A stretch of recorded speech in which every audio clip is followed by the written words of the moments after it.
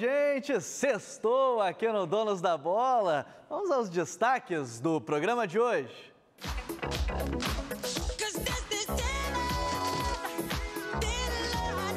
É sexta-feira 13, mas aqui no Donos da Bola, o clima de remobilização do Inter para a Copa do Brasil.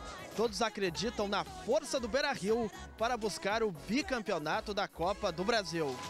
Um bate-papo exclusivo com o volante Michel do Grêmio. E ele contou um pouco pra gente sobre as lesões, sobre as partidas mais importantes e também um pouco sobre a sua vida pessoal.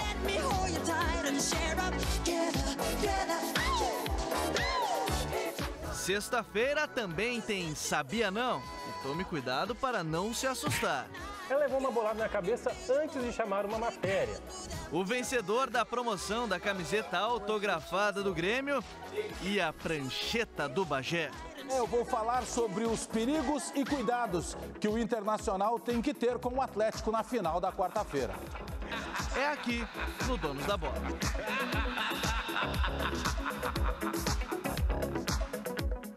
E no clima de sexta-feira 13, nós queremos a sua participação aqui com a gente. Mande o seu vídeo, a sua mensagem no nosso WhatsApp 992 24 12 20. Você pode acompanhar o programa aí no Facebook, também no YouTube. Acesse Donos da Bola RS. Hoje para essa sexta-feira aqui com a gente mais uma vez, DJ Cabeção. Sexta-feira 13, Cabeção. Eu me assusto, né, cara? Não, tá sempre pronto. Porque eu sou o susto.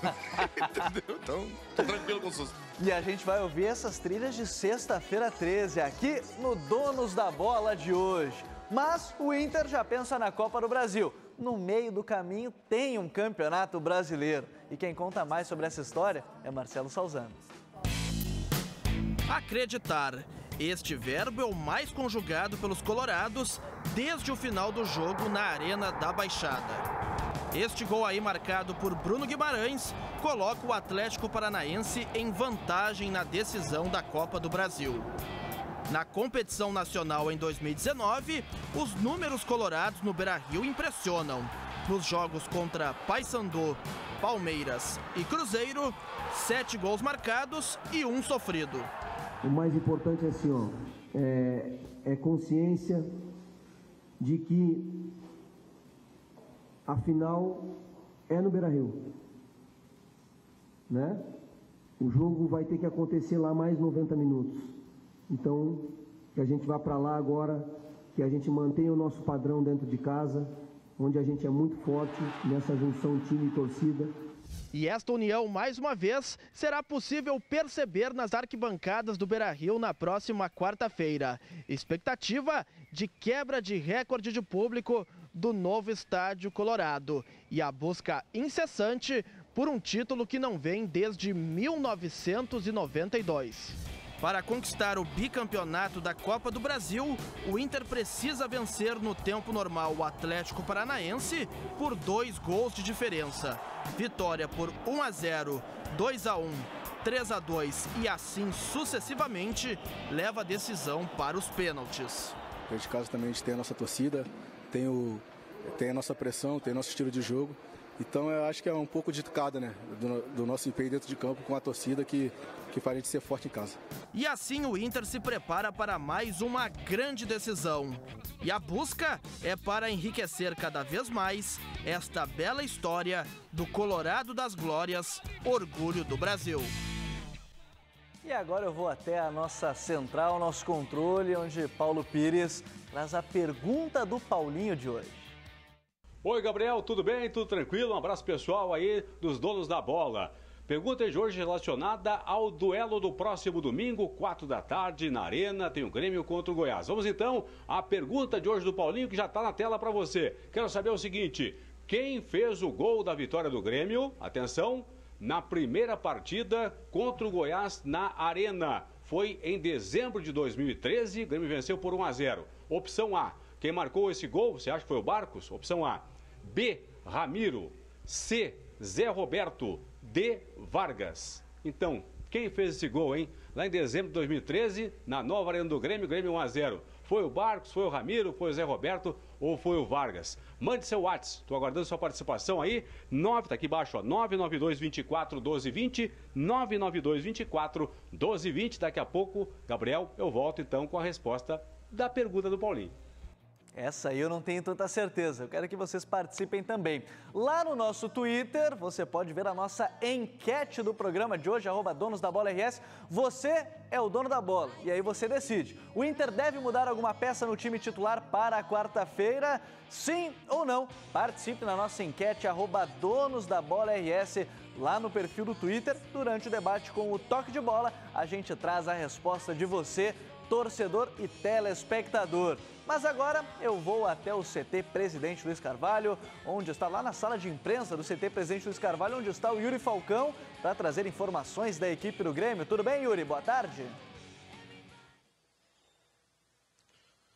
Tudo bem, Gabriel. Boa tarde para você, para todo mundo ligado no Donos da Bola. Amanhã de treinamento aqui no CT Luiz Carvalho e com informação importante do tricolor. O zagueiro Walter Kahneman não participou deste penúltimo treinamento do Grêmio antes do jogo contra o Goiás. No treinamento de ontem à tarde, Gabriel, o zagueiro gremista acabou sofrendo uma pancada no tornozelo esquerdo, acabou sentindo muitas dores no gramado do CT, deixou por um momento a atividade e depois retornou. Mas no treinamento desta atividade, o Walter Kahneman acabou sendo ausência, um jogador que pode desfalcar o Grêmio na partida de domingo contra o Goiás. Vale lembrar também que o zagueiro Jeromel está fora da partida, tem lesão muscular na coxa, deve desfalcar o tricolor por 3 semanas. Quem concedeu entrevista coletiva há pouco aqui na sala de imprensa do CT gremista foi o novo lateral direito titular do Grêmio, Rafael Galhardo. Ele fala agora no Donos da Bola sobre uma das metas gremistas nessa reta final de temporada, que é buscar uma vaga para a Copa Libertadores da América do ano que vem. A gente precisa estar próximo deles ali. Acho que para a gente disputar a Libertadores do ano que vem temos 2 caminhos. Um é o brasileiro, está ali na parte da frente, e o outro já é a Libertadores, que é uma competição muito complicada. A gente precisa passar pelo Flamengo e depois ser campeão para poder disputar a Libertadores do ano que vem. Então, temos esses 2 caminhos. Precisamos somar esses pontos aí nesses 4 jogos que temos pela frente para a gente poder estar próximo do pessoal ali da frente.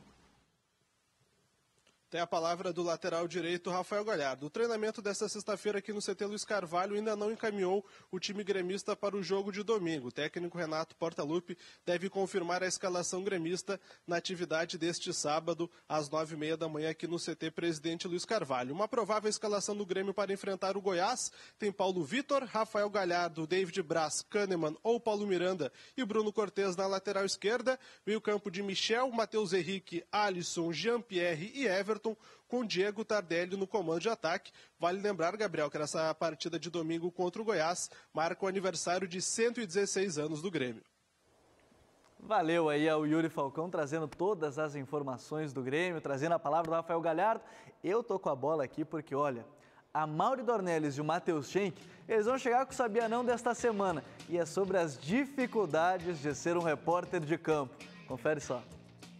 E aí, pessoal, tudo bem com vocês? Tudo bem, Gabriel? Chegando hoje com ela, estreante na televisão brasileira em 2019. É isso mesmo, Schenck. Estou aqui no Sabia Não com muito orgulho e vamos ver o que vai dar aí nesses vídeos maravilhosos. Maravilhoso, então é bom você estar bem ligado, mais ligado do que esse zagueiro na Dinamarca.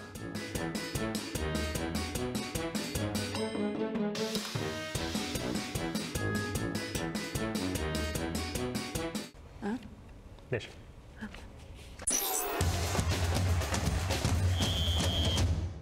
E como a Mauri é estreante em televisão, estreou esse ano no Donos da Bola, fazendo matéria. Falta só entrar no jogo aberto, né? Daqui a pouco. Renata Fã, calme. Então, a gente resolveu fazer um vídeo exatamente sobre eles, os repórteres, que sofrem, né, Mauri? Sofrem. É muito trabalho, mas também é muito legal. Exceto quando o sistema de irrigação é ligado no meio do seu boletim. É bom que dá uma hidratada, né? A pessoa não fica seca, dá uma hidratada. A água é bom pros rins, melhor que ter pedra. Como aconteceu na Rússia, e você já está vendo essas imagens aí gloriosas do Evgeny... Em Rússia é difícil, né? Gente. Evgeny... não é brincadeira. Evneshevich, que é repórter lá na televisão russa. Ele estava se preparando para cobrir o jogo entre CSKA e Akhmat pela Liga Russa, quando, de repente, ele tomou um banho. E olha que nem é verão por lá, né? Exatamente isso que eu chamo de profissionalismo, né? Parece o Marcelo tá usando um pitbull atrás da informação. O cara não larga o telefone, ele segue ali fazendo o texto dele. Eu espero é um profissional. Vou me inspirar nele. Já que eu tô começando, eu vou me inspirar nele. Espero que o telefone não seja dele, né? Se for da empresa, vai ficar ruim também. Ah, esse é muito bom. O segundo vídeo de hoje, como a Mauri falou, é muito bom. Vai lá, Mauri. Vamos lá, então, um dos vídeos mais famosos de repórteres passando por situações complicadas é um jogador Aquiles Ocanto, do Carabobo da Venezuela. A repórter vai lá entrevistar ele, tá lá no tete-a-tete conversando sobre o jogo, sobre a escalação, sobre a substituição, quando de repente acontece que ele sofre uma agressão. O cara leva uma voadora. E não é uma agressão, é uma voadora e ele cai e a repórter fica ali, oh meu Deus, o que está acontecendo? Não, é paz, né? Paz nos estádios, é isso que a gente pede todos os dias, que isso não aconteça. Como é que é o nome do time? É Carabobo. Não, tem mais bobo no futebol, né? Não tem bobo no futebol, não tem mais cara bobo no futebol. Depois do VAR, não tem mais malandragem no futebol. Mas coisas parecidas com o sistema de irrigação... Tá bonito, cara. Obrigada. Tá bonito? Sempre Pode linda. parar de mexer. Ah, perdão, né? Eu sei que eu sou uma pessoa desconcertante. Não sei se essa palavra Ou existe. desconcertada, né? Opa! É bom que sempre tem uma alfinetadinha, né? Quando eu começar a falar verdades, eu não vou parar mais. Mas pode seguir. Olha só, já pensou, Cabeção? Tomara tá ali tocando, de boa, e vem uma água, já teve isso contigo? Já teve de tudo. Inclusive já estragou o equipamento e já parou a festa por causa disso. Ah, o cara quis acabar a festa. Eu não sei qual foi o motivo que ele fez, mas foi assim. Muita coisa já aconteceu nessa noite. Tomou uma aguinha boa esse cara, viu? O negócio é o seguinte, essa camisa aqui hoje, ela vai ter um vencedor. Daqui a pouquinho, 12h50, o vencedor da camisa autografada. Para quem ganhou, você tinha que enviar pra gente um vídeo com uma declamação de até 20 segundos para o tricolor. Vamos conferir o que o pessoal mandou? Eu sou a Renata e o Grêmio é a paixão que eu carrego no nome, no peito e na pele. Não há motivo maior.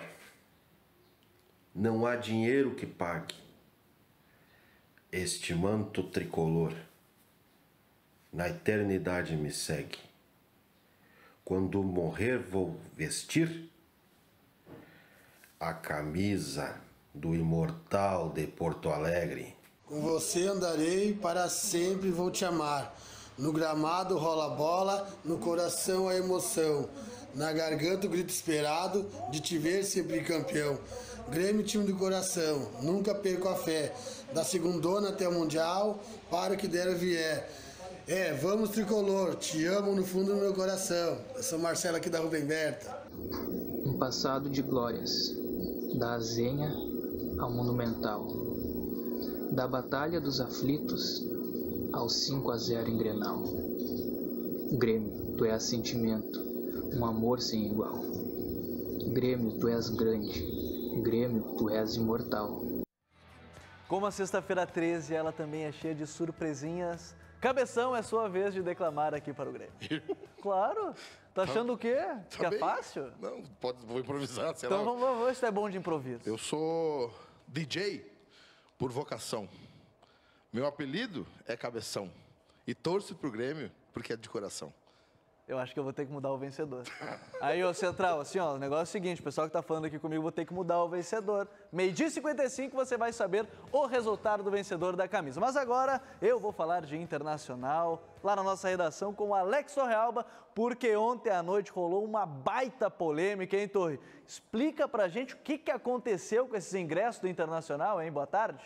Boa tarde, Gabriel. Boa tarde aos nossos telespectadores do Donos da Bola. Só para explicar a divisão do estádio Beira-Rio, ele tem uma capacidade de 50.842 torcedores, sendo pouco mais de 43.200 ingressos para a venda pertencendo ao Internacional.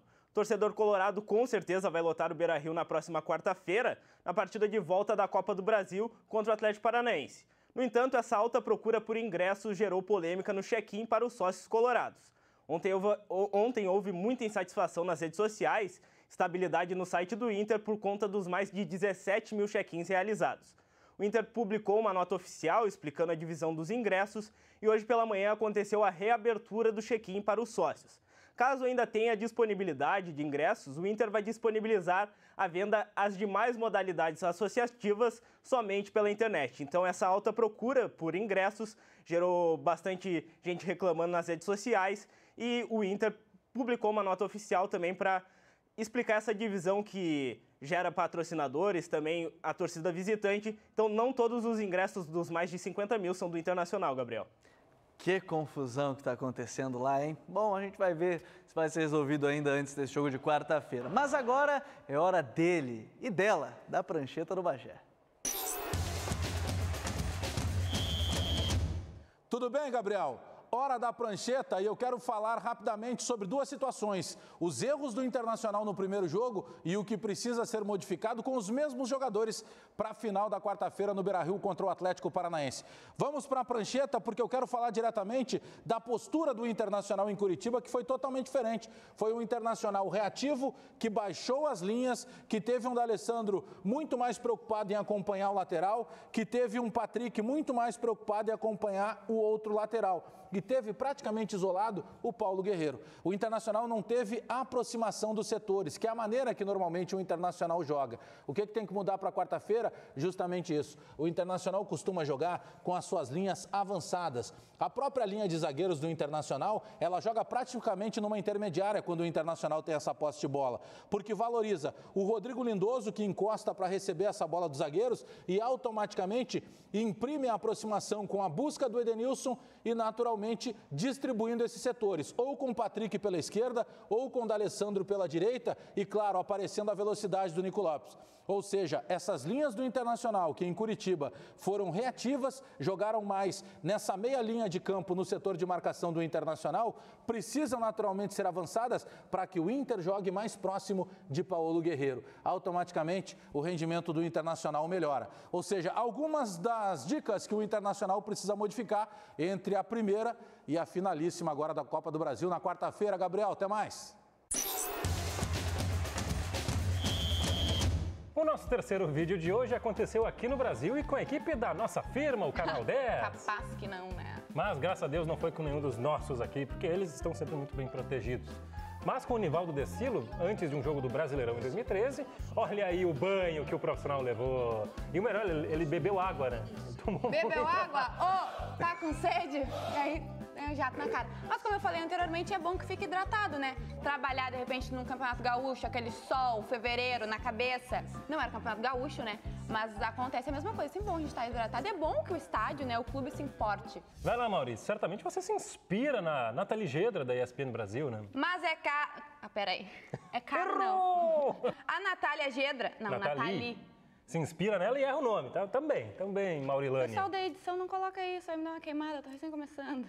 Em Anfield, o estádio do Liverpool, a Nathalie Gedra estava lá dando o boletim dela, muito bem trabalhando, quando de repente ela estava cobrindo o aquecimento antes da partida e aconteceu um fato muito chato, né? Porque foi muito pior que uma água, porque a água ela dá uma hidratada e não machuca. A coitada recebeu uma bolada na cabeça. E o mais legal é que ela continua, né? Ela fica meio desconcertada, mas ela continua. Mas tu imagina, você tá com toda essa informação na cabeça, vem uma bolada, dá uma mexida ali dentro nos miolos, entendeu? O que é zagueiro vai, sobe, vira atacante, que é lateral, vira volante, é uma loucura. Entendeu? Já diria E o cabelo continua bonito. Já diria o Galvão, né? O cérebro fica igual um queijo dentro de uma caixa, né? Ele já disse isso. Queijo dentro de uma caixa. Sim. Vai lá, a Alemanha vai você, que eu sei que tá muito fã de futebol alemão, né? Então vai você. Na minha terra. Na Alemanha, a pobre da Jéssica Kastrop, ela é repórter da Sky Sports e cobriu um jogo da Bundesliga. Sim, o campeonato alemão se chama Bundesliga, mano. Continua.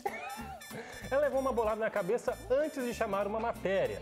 E o mais legal, depois desse acontecido, o cara que chutou a bola e conseguiu acertá-la, e aliás, se ele quisesse fazer isso de verdade, ele não conseguiria.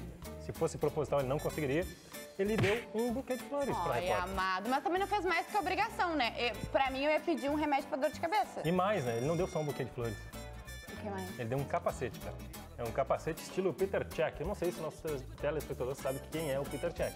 Mas a gente pode colocar aqui pequeno nesse canto da tela, aqui ao meu lado vai... Aonde? Aqui ao meu lado. Ali não tem espaço. Então aqui no meio vai surgir a imagem do capacete. Eu gostaria de dizer, se algum dia alguém me acertar com uma bolada, a gente se resolve na justiça, né? Que não é bem assim. Não é com um buquezinho que vai resolver, não. É um buquezinho. O negócio tem o Vênus em Escorpião, eu sou uma pessoa meio vingativa, então, por favor. Bom, e agora a Mauri vai encerrar o programa do jeito que ela bem entender. É comigo mesmo, eu vou encerrar o programa do jeito que eu bem entender, porque eu cheguei aqui e já assumi a titularidade, né? Uma boa tarde para você que está assistindo Donos da Bola, espero que tenha se divertido com o Sabia Não. Até a próxima e cuide-se quando você for aos estádios, não beba, não brigue e respeite os torcedores e os jogadores. Paz nos estádios. Sai que eu tô dando meu Delicada ela, né? Igual esse cara aí que tá entrando no vídeo agora. Sai que eu tô dando meu monólogo. É isso mesmo. Beijo.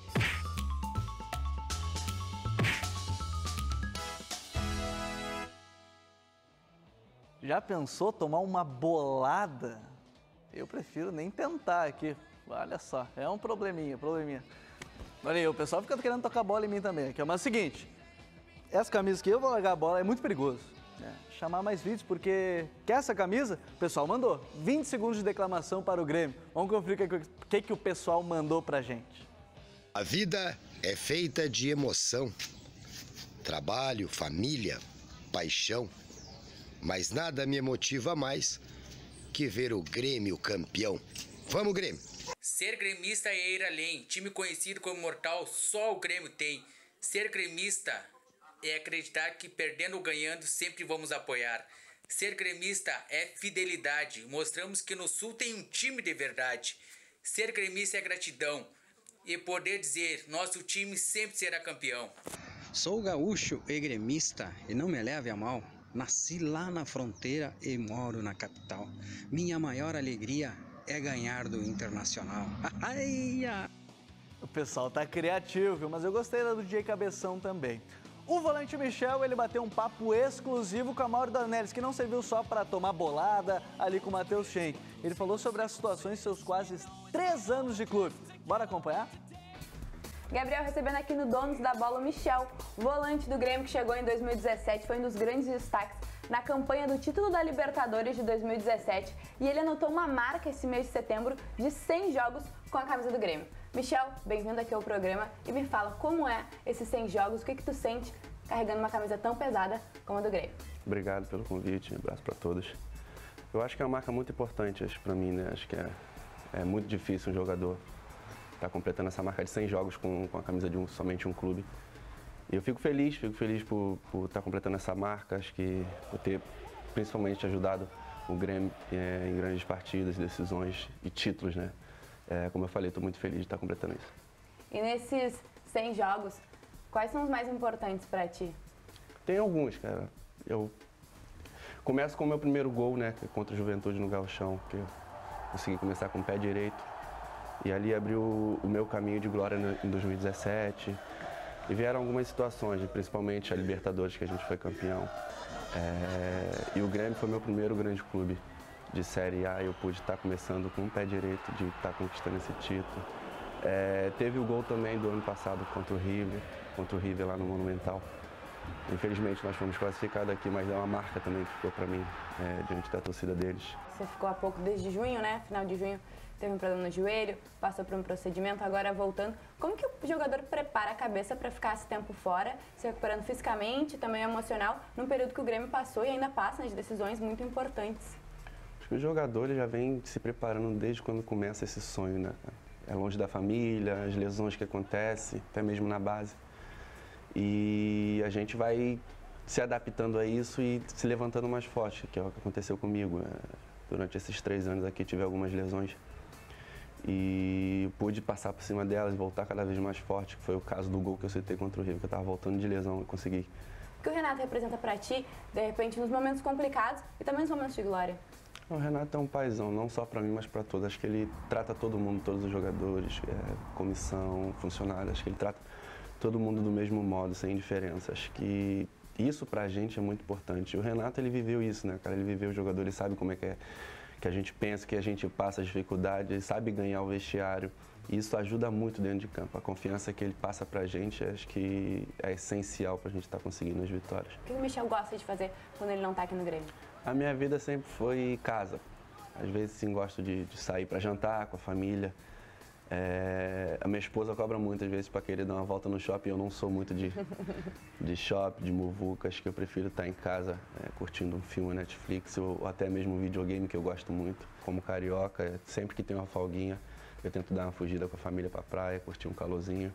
Mas estou bem adaptado. É uma cidade que eu gostei muito e gosto bastante. Acho que não vejo problema nenhum. Ficaria aqui, se for o caso do Grêmio querer para o resto da minha carreira. Então tá, Michel, muito obrigada pelo papo, foi muito bom te conhecer e trazer aqui para os nossos telespectadores donos da bola um pouco mais do Michel jogador e também do Michel pessoa, né, com a família e o lazer dele. É com você, Gabriel.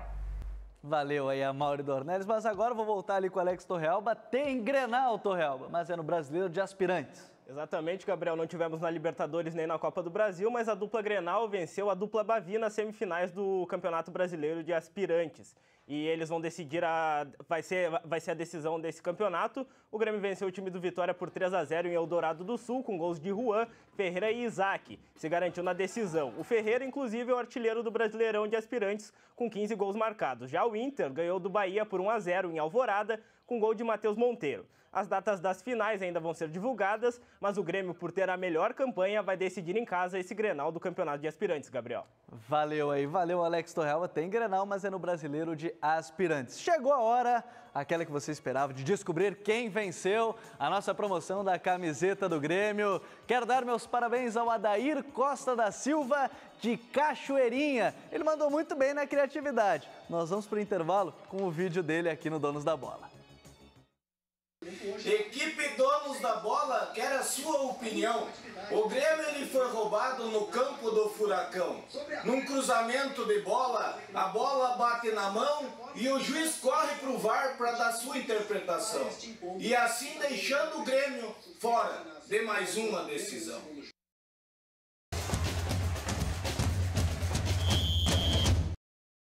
Volta com o Donos da Bola e Toque de Bola. O Bagé hoje resolveu me imitar e veio de preto também. Tudo bem, Bagé? Não, na verdade eu não estou te imitando. É que quando a gente foi no figurino e combinou. Apresenta, a gente combina o figurino. Ah, tá. É que diz que o preto emagrece. Mentira, né?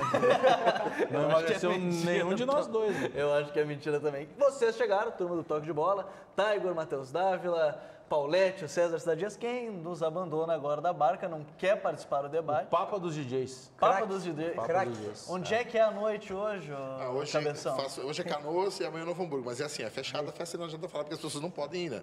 Mas só pra dizer que eu tô nativo. Semana que vem tem festa aberta, eu vou estar à deriva em Porto Alegre. Eu não vou falar porque tu só promete, não vai, né? Não, eu vou estar solto aí. Ô, presidente. Quem dispensa é exército, né? Então vamos embora, semana que vem. Valeu, Cabeção. Tamo junto. Até sexta que vem. Sexta que vem vai ser com a Cris, né?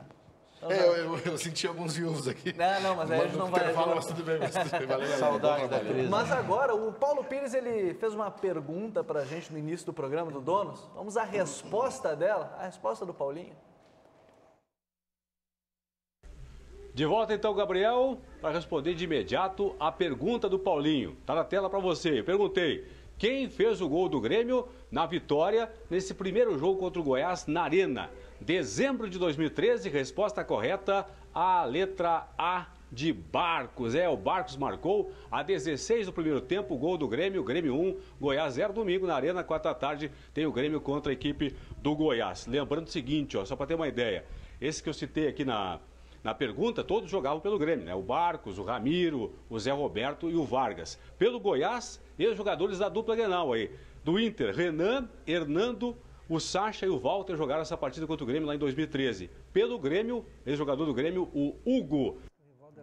Tá aí a resposta do Paulinho. Cara, tem cada comparação que o pessoal faz. Mas sabe que o futebol, toda vez que a gente entra nesse assunto de comparar... É bom, né? Ele gera muita polêmica, né? Porque é subjetivo, é do gosto de cada um, né? É verdade. E você participa com a gente aqui no nosso debate, né? O 992-010949. Vou ler aqui a mensagem de vocês enquanto vocês estiverem mandando. Mas a dupla Grenal... O Inter tem uma pedra no meio do caminho que é o Campeonato Brasileiro, porque está pensando na quarta-feira. O Grêmio joga contra a equipe do Goiás na Arena.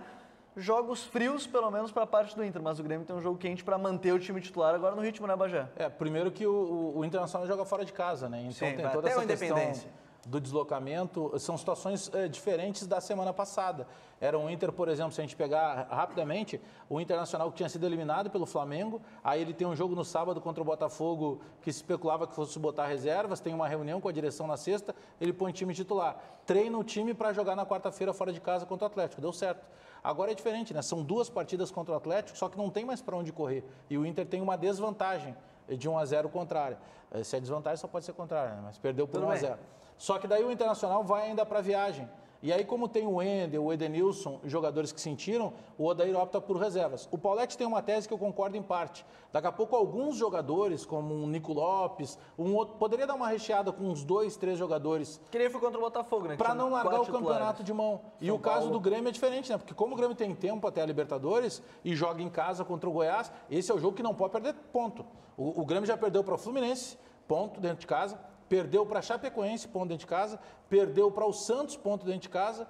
E perdeu, citei o Fluminense, né? O Fluminense, que não tomou dá uma para perder virada pro que Goiás. tinha... Sem contar que não ganhou do Avaí fora de casa, não ganhou do CSA. Empatou com o Palmeiras. Empatou. Não, mas o Palmeiras é cachorro grande. Mas pro Goiás não pode perder ponto. Agora, Pauletti, já que o Bagé citou nessa abertura... Eu sempre cito, Pauletti. Ah, sim. Quem são os jogadores que poderiam atuar para ti nesse jogo contra o Atlético Mineiro, lá na Independência? Olha, daqueles que jogaram... dos titulares para depois pensar na outra quarta. O Nico Lopes teria que jogar, ele não entrou em campo lá, ele poderia se preparar e jogar esse jogo para jogar a final, porque ele vai jogar a final, ele está escalado. Mas como ele não jogou lá, poderia jogar. O Patrick, eu botaria o Patrick, também não entrou em campo lá, correu muito, se esforçou, mas jogou pouco. Eu falo disso porque tem jogadores, o Wendel teria que jogar também, é que tem jogadores que precisam... lá, né? Só vamos lembrar que o Wendel sentiu lá. É um jogador que precisa ter um cuidado especial, precisa ter um descanso. Então não. O Wendel é, inclusive, preocupação para o jogo da quarta-feira, contra o Atlético. Pô, tomara que ele não jogue. Ele bota o Patrick na ala e o Inter se torna mais ofensivo ainda. Mas a primeira alternativa é o Zeca, né? Sobre isso, então, vamos para a nossa enquete que está lá no nosso Twitter, o @donosdabola, se você, torcedor colorado, faria alguma mudança, né? O Inter deve mudar alguma peça para o jogo de quarta-feira? Sim, 37%, não 63%. O torcedor está confiante. Pelo menos mudou a enquete. Mudou a pergunta, porque eu fiz outra. Bola nas costas minha. Aquele lançamento. Mas essa ficou boa. Essa ficou boa. Ficou melhor. Ficou mais simples, né? Essa é que eu sei que a outra também falava sobre trocar algum titular, botar o Sobis ou botar o Ayrton Silva. Eu respondi nessa aí, não. Não precisa mudar Mantém o time que jogou contra o Atlético. Eu concordo. O Bagé ontem fez uma tese que eu concordei com ele, que o que tem que mudar é a questão estratégica, ou tática, ou postura. A postura. A palavra que for utilizada, ela cabe.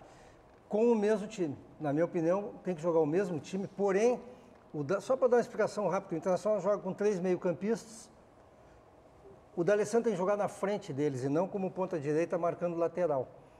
E na frente dele tem que ter 2 atacantes, coisa que o Nico não fez. O Nico jogou o Inter jogou num 4-5-1 ridículo lá.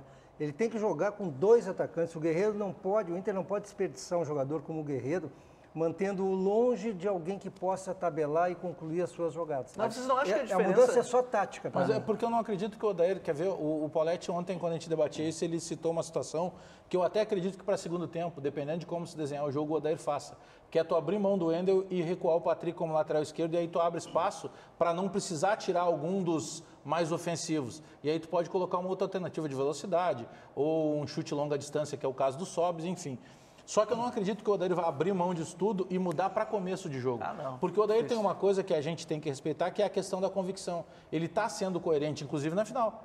Eu discordo do posicionamento dele, postura fora de casa. Mas é coerente, ele fez todo o campeonato assim. Na cabeça do Odair deve estar pesando o seguinte: poxa, eu fiz tudo assim, por que justamente na final eu vou abrir mão? E mais, como é que eu vou convencer o Odair que deu errado, se é a mesma coisa que aconteceu contra o Palmeiras e o Internacional reverteu depois com muita dificuldade, mas reverteu. Então tudo isso passa na cabeça do treinador. Convenhamos, Bagé, que o Inter ele sai do jogo vivo o tempo inteiro. Sim. Não tomando gol, até os 45 do segundo o Inter está vivo.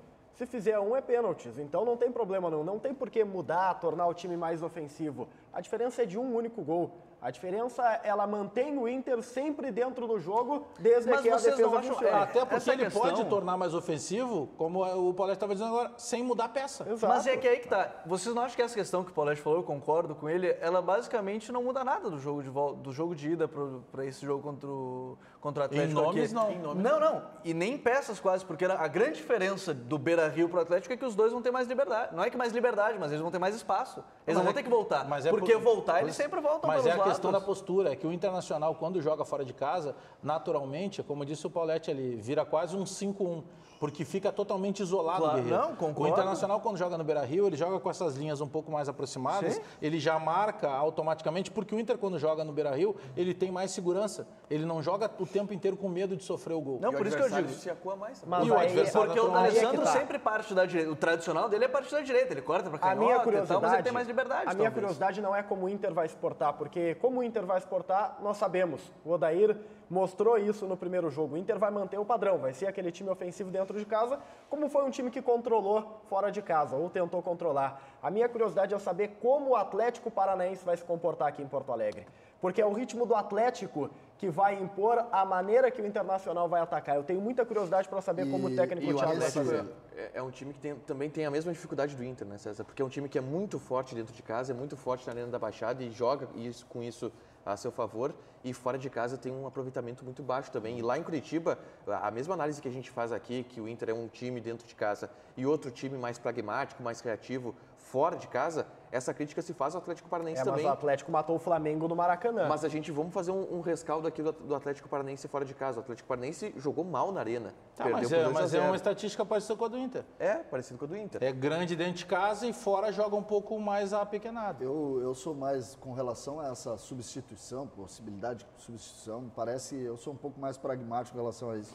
Para mim, o Inter não substitui ou não vai mudar porque os reservas são piores. E alguns reservas são muito piores do que os titulares. Não, mas é que tem peças que ele poderia mudar e ele tem ganho. Eu não vejo tanta coisa assim. O único jogador que... Tem situações, independentemente do adversário, o Inter ganha nas oitavas de final o jogo fora de casa, que dificilmente o Inter ganha fora de casa, contra o Nacional, a partir do momento que ele põe o Wellington Silva. Uma zona morta, o moleque vai lá, dá 2 toques para dentro, pifa o Guerreiro e a qualidade do Guerreiro resolve. Então, são situaçõezinhas que daqui a pouco te dão um campeonato. Então, ele pode optar. Ele já jogou várias vezes com o Sobis dentro do time. O próprio Rafael Sobis. Né? Ele pode usar Sobis, ele pode o Wellington Silva. O Paulete outro dia falou um negócio que no primeiro momento estou te citando bastante hoje, hein, Paulete? Que outro dia... Eles combinaram, né? Nós consideramos assim, será? E daqui a pouco a gente começou a pensar, que era o próprio Guilherme Parede, que é um jogador da confiança do Odair. A gente não está dizendo que a gente gosta desses jogadores, mas são possibilidades. Mas é o que ele poderia fazer. For o Parede, não, mas não é isso, César. Por isso que a gente acredita que não vai modificar. Ela pode ser. Mas são situações... você já sabe o que vai acontecer. Quantas vezes tu viu um jogador que não dava nada numa final dar o título? Acontece. O Internacional campeão do mundo com o gol do Gabiru. Mas acontece, cidade. São situações... Mas o Parede pode entrar para uma Mas pode, isso é final. Eu acho que o mais importante é o padrão de jogo. Que nós nos acostumamos a ver o Internacional exercer dentro do Beira-Rio, que seja mantido. Eu acho que nenhum jogador falou outra coisa que não seja isso. O D'Alessandro tem que ser o armador para os dois atacantes, tem que ser coisa que ele não foi lá. Lá ele foi o marcador, tomou até chapéu daquele lateral, que é um... O Atlético... Até me lembro o Gabriel, parecido com o Gabriel. Meu cabelo é parecido com o Gabriel. Meu cabelo é mais bonito. O Atlético Paranaense e o Matheus faz uma referência interessante sobre o Atlético Paranaense. E nós já falamos sobre isso, eu vou repetir aqui, porque eu acho que isso serve de alerta para o Internacional. O Atlético Paranaense perdeu para o Flamengo antes de jogar e não perdeu. O Atlético Paranaense perdeu para o Grêmio antes de jogar e não perdeu. E nesse momento, tudo indica que o Atlético Paranaense vai perder para o Inter, porque o aproveitamento do Atlético Paranaense é baixo, porque o Inter tem um aproveitamento alto. E às vezes o futebol ele é perverso nessas situações, né? Ele é perverso nessas situações. Cada vez mais eu acho que esse jogo é de altíssimo risco. Porque a gente está olhando todo o jogo por um prisma e o jogo pode se fazer de um prisma completamente diferente. O prisma contrário, imagino até, por exemplo, o Rony não vai jogar mais tão por dentro como ele jogou, vai jogar bem aberto. Vai tentar aproveitar a costa do Alessandro, do Bruno, vai ter a velocidade do Nicão. Tu quer ver? Claro que antes do jogo acontecer, a gente procura entender o que podem fazer, o que poderiam fazer. Se eu tivesse no lugar do Thiago Nunes, eu pensaria o seguinte, Eu vou para Porto Alegre, porque o Thiago sabe de tudo isso que a gente está falando aqui. Que vai ter ruas de fogo, que já não tem mais ingresso, que o torcedor tá junto, que o Odair joga diferente dentro de casa, que o D'Alessandro vai botar a bola embaixo do braço e vai dizer, aqui quem manda sou eu. A gente sabe disso que vai acontecer. E o Thiago também sabe. O que é o grande momento do Thiago? Talvez justamente isso está dizendo. Ele também não vai modificar a maneira de jogar. Claro. Porque ele sabe que quando ele mudou a maneira de jogar na arena, principalmente no primeiro tempo, ele tomou 2-0. Né? Ele começou com 2-0. Então ele vai optar, provavelmente, por uma sequência de time, porque esse time do Atlético é o que estabilizou. Esse time com o Cittadini na vaga do Cirino e com o Nicão na vaga do Lúcio Gonzalez é o que reverte 2-0 do Grêmio lá. E depois ganha nos pênaltis. Ele vai jogar em cima, Paulete. E usando essa subjetividade que o César comentou, né? Das possibilidades, eles já fizeram os 2 crimes que tinham que fazer. Sim. Eles fizeram um crime contra o Grêmio lá, pessoal. Vai acreditando nisso. É isso aí. Não é, César, eu não estou de salto alto. Não é subestimar. Não estou de salto alto. Campeão da Sul-Americana, é um time que chegou forte, não dá para deixar como jogo jogado. Mas o Inter é mais time. Quem está me ouvindo aí, eu não estou subestimando, eu estou com medo do jogo, porque eu acho que o time deles é muito bom.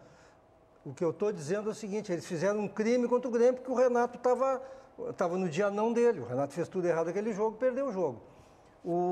Contra o Flamengo eu vi o jogo, pessoal. Contra o Flamengo é outro crime. Aquele jogo contra o Flamengo é o início do trabalho também, né? E aquele time não era o time do Flamengo que está jogando. Mas contra o Flamengo, claro, não é o mesmo Flamengo de rendimento, de desempenho. Mas contra o Flamengo, ele aposta nessa situação, tanto que tem gol do Rony. Ele largou o Rony e o Rony incomodava. Claro. Eram mais oportunidades do Flamengo? Sim. Mas as poucas oportunidades que surgiram para o Atlético, entre elas o gol, elas eram com o Rony em altíssima velocidade, porque estava muito bem marcado o Marco Rubio. Então sobrava para sair para o jogo o Rony. Provavelmente ele vai utilizar isso quando é internacional. Beleza, quer trocar garrafa? Troca. Só que se abrir, eu tenho o jogador da velocidade. E aqui o pessoal tá mandando... Tem tudo para ser um jogaço. O Beto de Charqueadas, por exemplo, tem medo. Olha, acho temeroso começar o jogo do Beira-Rio perdendo.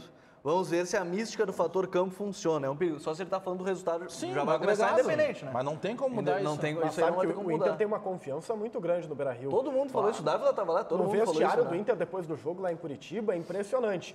Todo mundo falando da força que o Beira-Rio tem, da capacidade que o time tem de reagir pela mobilização é legal.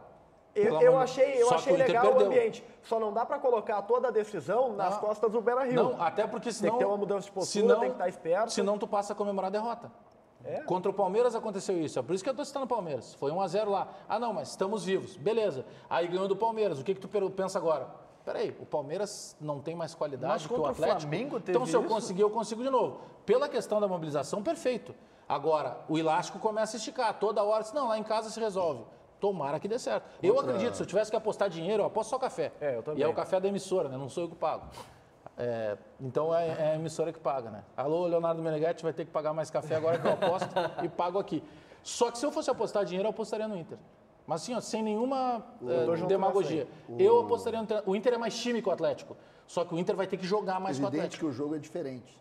Mas as palavras do Bagé também, e isso também contagiou, de certa maneira, o ambiente aqui com relação ao Flamengo no jogo de volta.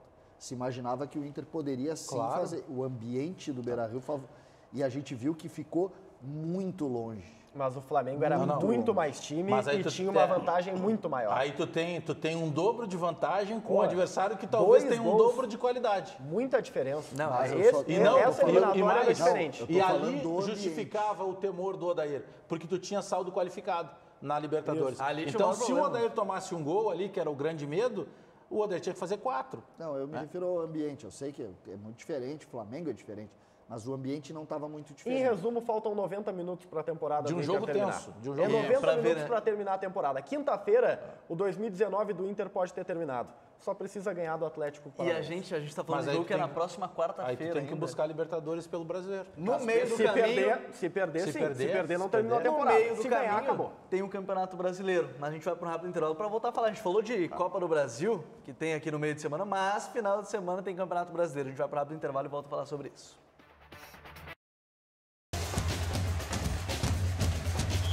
Donos da Bola, oferecimento Banrisul, o agro é o nosso chão.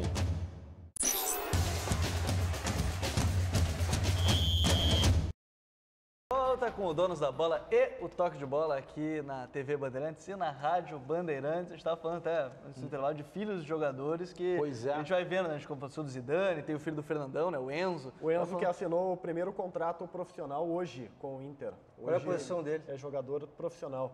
O Enzo, ele é um meio atacante. Né? Ele não é centroavante, mas ele é um jogador ofensivo. Que é o pai dele, então.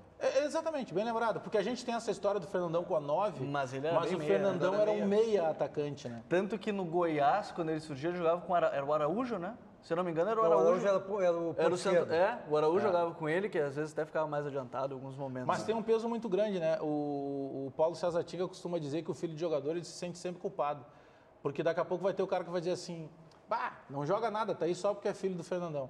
E daqui a pouco o cara ter dizer assim, mas por que não joga a mesma coisa que o Fernandão? Tu não é filho do cara? Né? Chegou porque joga, é muito confuso isso, né? E raramente se tem um filho que tenha obtido o mesmo sucesso do pai, desses pais mais famosos, né? Eu não conheço o menino, mas o Bagé até estava comigo lá no aniversário do Internacional que nós fomos, e ele estava. E ele é tratado como ele bateu foto com todo mundo, parava nas mesas. Mas é a relação do carinho, né? Claro, do que o pai dele representava. Dele, né? Não, a opção pela mãe dele de ficar em Porto Alegre. Chamou atenção o carinho dele no tratamento com as pessoas. É que todo mundo meio que se sentiu mais naquela coisa paterna, né? Do menino exatamente. Que ficou sem um pai, muito menino e tal. Sim. Agora, falando de Campeonato Brasileiro, nesse final de semana, tem algo que até o torcedor está mandando no nosso WhatsApp, 992010949. Diego Tardelli vai ser titular mais uma vez, é a tendência, e o Grêmio vai ter uma sequência longa de jogos até a partida contra o Flamengo. Ele vai ser titular contra o Flamengo. É isso que eu quero dizer. Ele já virou titular, eu imagino, já virou o 9, e é o momento do Grêmio afirmar, né? É o momento do Grêmio recuperar, talvez, a autoestima. Essa vitória contra o Cruzeiro foi boa. Como é que vocês estão vendo essa sequência? A primeira sequência grande que o Grêmio tem com o time titular. E vale mais um café. Ele faz gol contra o Goiás domingo. Ele vai falar contra o Flamengo, é uma aposta mais longa. Será que o Grêmio não poderia utilizar no jogo contra o Goiás, até em razão do Goiás ser uma equipe que está Jogar às 4 no domingo. O Grêmio não poderia utilizar o Jean-Pierre como volante e dar a oportunidade para o Luan jogar na dele, e aí jogar com Matheus Henrique, Jean-Pierre, Luan, Alisson, Everton e Tardelli. Que tu diz é o primeiro, cara? Não, o Maicon. O primeiro ia virar o Matheus Henrique. Matheus Henrique e Jean-Pierre. Mas é que ele não vai fazer isso contra o Flamengo, né? É que tá, vamos lá. Por isso, ele testar num jogo como esse. Ele testou isso contra o Cruzeiro no final do jogo. No final do jogo ele botou isso. E ele tira o Michel. E ele traz o Jean-Pierre para volante ao lado no do final do jogo contra o Cruzeiro. Eu vejo Matheus e Jean-Pierre, a dupla na frente. Como o Grêmio joga em linha ali os dois, eu acho que o Grêmio perde fisicamente. Em posição física. Mas pro Maicon ele perde o Maicon fisicamente é muito forte fisicamente, ele se impõe. Em velocidade o Maicon, pode ele ser não tem bola aérea, é sim. verdade, não tem velocidade, mas ele é um jogador de muita força. Agora, e ele se sobressai, o Jean não é, né? Eu gosto muito de acompanhar a categoria de base sempre que possível, né? Porque dá um prazer diferente, assim, a gente depois vê os meninos virando profissional. Tem Grenal de aspirantes, por sinal, né? Ele já jogava assim. O Jean-Pierre que eu acompanho desde, sei lá, 10, 11 anos, desde a época que ele jogava em Alvorada, o Jean-Pierre, ele não era um cara mais ofensivo. O Jean-Pierre, ele era mais recuado. Eu até brincava sempre com ele que é o Pogba brasileiro. Claro, não estou comparando, mas a função, sabe? A maneira que ele chega, a facilidade que ele tem de passe, a visão que ele tem de jogo, quando a bola chega ele já sabe o que fazer. Ele rende muito se ele jogasse um pouco mais vindo de trás. Claro que era numa outra estrutura. Tanto que o camisa 10 da base do Grêmio a vida inteira com o Jean-Pierre era o Lincoln. Então o Jean-Pierre não era o armador. O Jean-Pierre era um marcador que tinha qualidade para sair. Por exemplo, hoje no Internacional o Edenilson é um volante ou ele é um meia? Ele é um meio-campista, ele tem qualidade de recomposição, mas ele sai também com facilidade de passe. O Tiger entrevistou, Paulete, o pai do Jean-Pierre, e o pai do Jean-Pierre disse isso. Que ele prefere ver o filho dele como um meia mais recuado, um cara que vem de trás com a bola dominada vendo o jogo. Do que esse jogador mais avançado. Porque o Jean-Pierre ele tem muita capacidade de enxergar o jogo, né? E de organizar o jogo. Ele tem essa capacidade que o Maicon tem também, com uma bola um pouco mais longa, melhor, acho que o Maicon, com mais capacidade de chegada na frente do que o Michael, mas o Jean-Pierre ele tem essa capacidade. Tem um lance, tem dois jogos. E se ele tem essa capacidade, ele jogando mais recuado, ele teria mais espaço para poder... mas aí depende da problema do time sem a bola. É que depende da característica. O problema é sem a característica que o Grêmio está acostumado a jogar, que talvez não case com a dele, por isso que o Renato está adaptando. Tem 2 jogos do Campeonato Brasileiro, 6 pontos do Grêmio que tem que botar na conta do Jean-Pierre. Um jogo contra o Botafogo, que ele invade a área e ele sofre a falta, ele cobra a falta e faz o gol. E um jogo contra o Fortaleza em Caxias do Sul, que ele rouba a bola como volante, ele dá 2 tapas na bola e pifa no ponto futuro, como a gente diz, a entrada do PP e o PP faz o gol. Ou seja, marcando, desarmando e lançando. Agora o desafio do Grêmio, para mim, não passa por aí, passa pelo Galhardo. O Grêmio tem que... pela ausência do lateral. Até porque o Léo Moura tem mais mais 4 semanas ainda. Semanas, né? A cabeça do Grêmio está no Flamengo. Sem dúvida alguma está no Flamengo. Quem é que joga por aquele lado lá no Flamengo? Deve jogar o Galhardo se o Léo Moura não se recuperar. Pois é, mas passa por ali. O Galhardo, se ele não se afirmar, o Renato vai ter 2, 3 jogos para achar uma solução. Nós valorizamos muito aqui. Nós valorizamos muito mas o Miranda é lento. O time do Flamengo, né? Nós valorizamos e acho que com justiça a gente valoriza bastante o Flamengo. Mas essa escalação, se o Grêmio conseguir acertar, e o Grêmio tem 3 jogos para isso, vocês acham tão menor do que o Flamengo? A questão acho que não é menor, a questão é encaixe. Bem menor que o Flamengo. Eu não acho. Se o Grêmio conseguir qual é a acertar... escalação? Qual é a escalação? A diferença o Grêmio técnica do meio é para grande. frente, o Grêmio ter Jean-Pierre, Matheus Henrique, Alisson, Luan, Everton e Tardelli. Eu não acho menor. Eu acho que tu mata o melhor do Matheus Henrique, que é ter um pouco mais de liberdade, porque o Michael dá um pouco mais de liberdade para ele. O Jean-Pierre vai estar na posição dele, talvez, como o Bá já disse, mas eu acho que o diferencial não tem encaixe aí. Seria o Luan. O Luan seria o diferencial. O Jean-Pierre nessa é que função vocês pensam sempre no Luan que deu resultado no Grêmio. O Luan atual, ele não deu. Ele é um jogador que pode dar. O Maicon no time do Grêmio dá resultado. O Grêmio com o Maicon é um Grêmio diferente. Trocar o Maicon pelo Luan, que é essa ideia que foi colocada aqui, eu não vejo vantagem nenhuma no enfrentamento contra o Flamengo, que é um time encaixado e tecnicamente superior. Mas o Maicon, a gente tem algumas dúvidas também em relação à capacidade física que ele vai ter no jogo contra o Flamengo de recuperação da lesão que ele tem. Sim. Outro ponto do Jean-Pierre, ele jogando como esse volante ao lado do Matheus Henrique, volante porque é o jogador mais recuado do meio campo, tá? Pode espelhar até, de certa forma, a maneira como o Flamengo joga. O Jean-Pierre naquela função seria o que o Gerson faz hoje no time do Flamengo. Teria um volante mais móvel e de mais capacidade de combate, que é o Matheus Henrique como o Willian Arão. A diferença é que um é o Jean-Pierre e o outro é o Gerson. Não, a diferença é que um é o Willian Arão, que é um volante mais fixo, e era o Cuejar, e o outro é o Matheus Henrique. Mas o Willian Arão é claríssimo. Não, é claríssimo. O Willian Arão marca muito mais que o... Mas o Matheus Henrique não marca, o Matheus Henrique marca muito. Eu disse que não marca. Eu disse só que o Arão marca muito mais. Mas é que é estilo diferente que não tem um primeiro volante. Não, mas eu digo o Willian Arão é muito mais só se vai jogar com o Michel. É que essa ideia, exato, essa ideia eu acharia ela mais...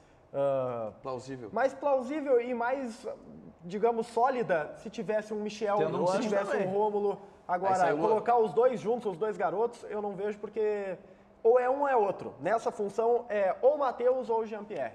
Por isso que eu gosto do Michel lá na frente. Eu acho difícil de casar, eu acho que dá pra testar. Eu acho que o Michael e o Jean-Pierre não daria.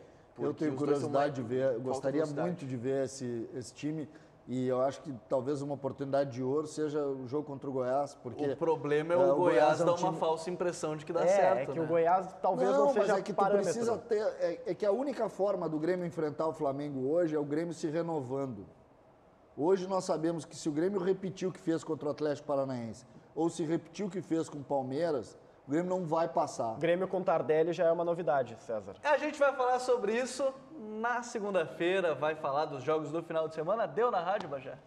Deu, porque a partir de agora tem o Rádio Livre com o comando do Guilherme Bauer e às 18h tem o Band Sport Show. E aqui na TV Bandeirantes, vamos ali com o André Machado, Gabi Lerina, tá chegando o RS Acontece, tudo bem, pessoal? Tudo bem, vocês estão bonitinhos, vestidos iguais, viu? A gente resolveu hoje combinar o look. É pela sexta-feira 13 que vocês vieram? Sim, viemos de preto por isso.